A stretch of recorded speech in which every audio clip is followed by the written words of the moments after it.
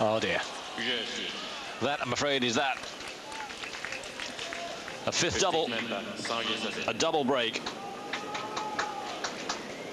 And even Edberg, I think, will feel that the game's up here. On any normal day, he might still feel there's a chance, but this isn't a normal day. He's playing a super tennis player at the very peak of his powers.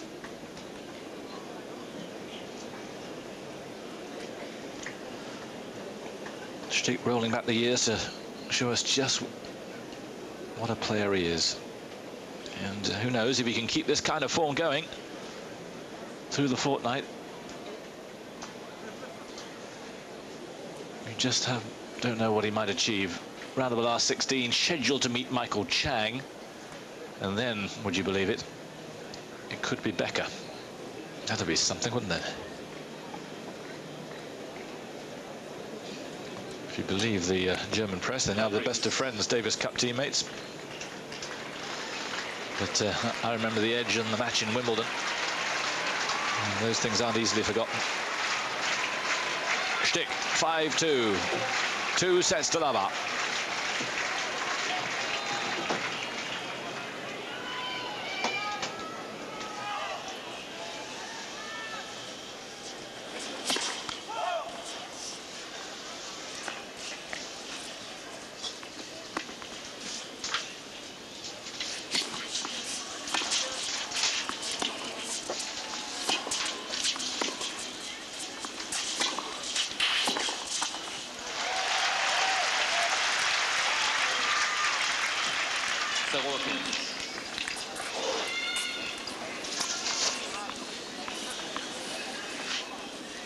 Edberg still giving it as much as he can.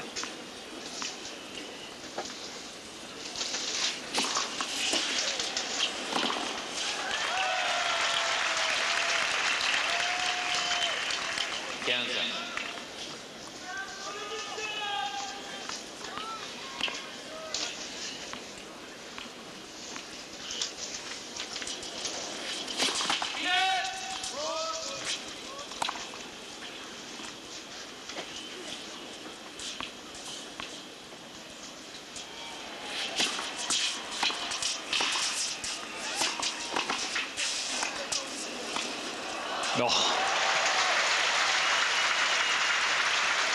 Well, if you could bottle it, it would be worth a few bob, this kind of play.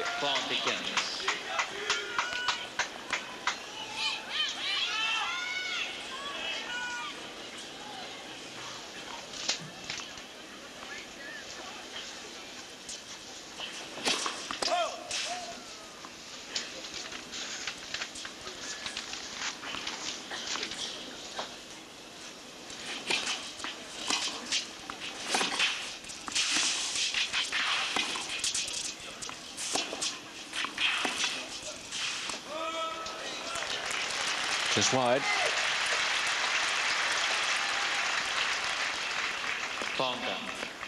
Edberg still moving sweetly from side to side.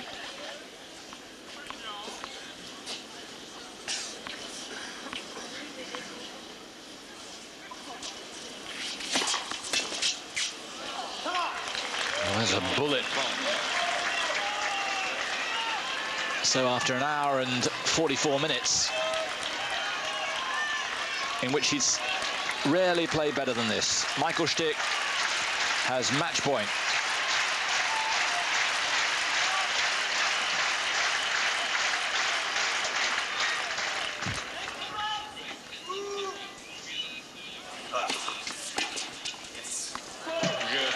And there it is.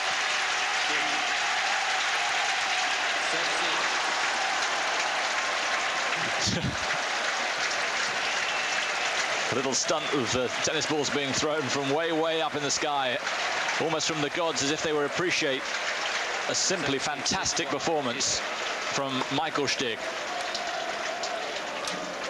Stich in the best form of the year, and he trounces Edberg in straight sets.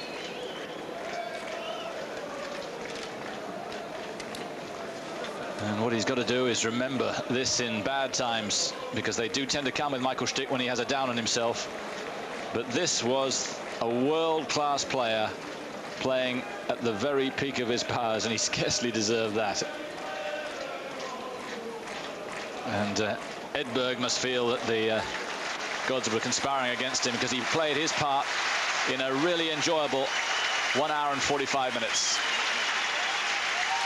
But it's Stich who goes through to play either Arno Birch or Javier Sanchez in the next round. And if I was either of them, I wouldn't want to be watching this. We'll be back right after this.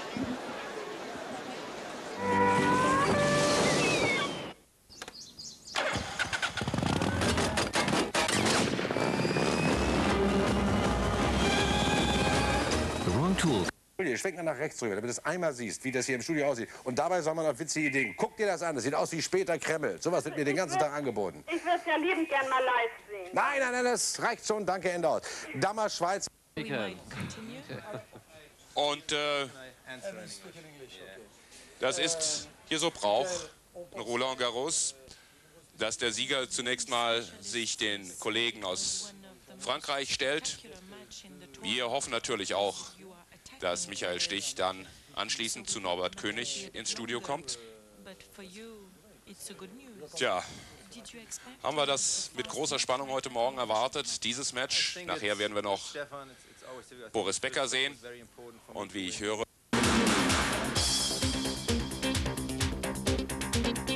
Good luck.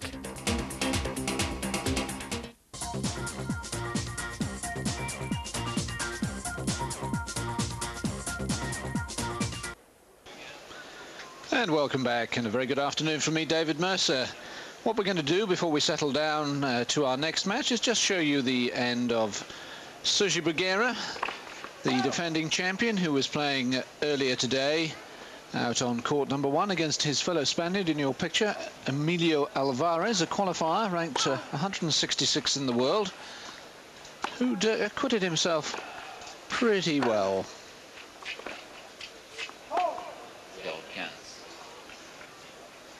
Here he is, Alvarez, 22 years of age. Certainly my first look at him today. Obviously following in the Agassi fashion with the headgear.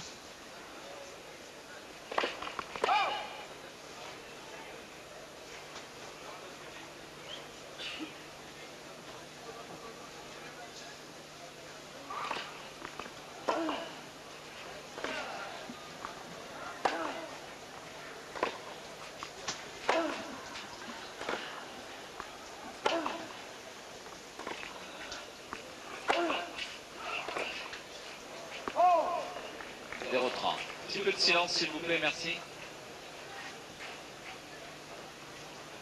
A match played predominantly from the baseline, as you would expect. Say the defending champion Sergi Bruguera seems to be getting better and better as he recovers from the very nasty injury he had in Stuttgart earlier this year.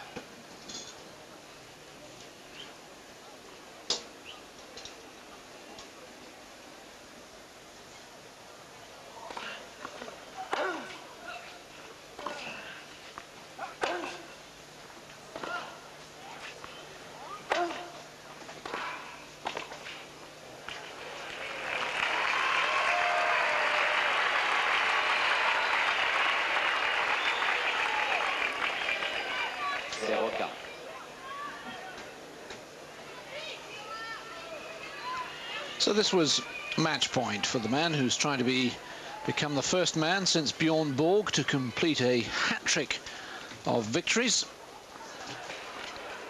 here at Roland Garros, and a little bit of humour from his fellow Spaniard, which I think Bruguera appreciated with the underarm serve, realising that his cause was by now a hopeless one.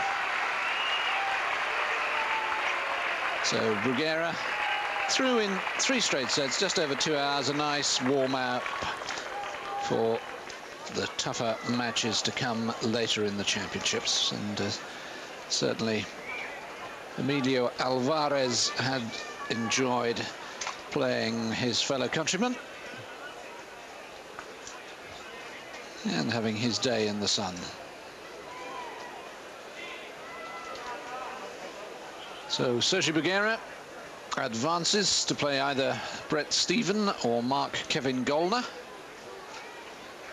And we are going to settle down in a moment or two with the next match on the centre court, featuring the ladies finalist of last year. That's Mary Pierce, and she's going to be playing Christina Zinger from Göppingen in Germany.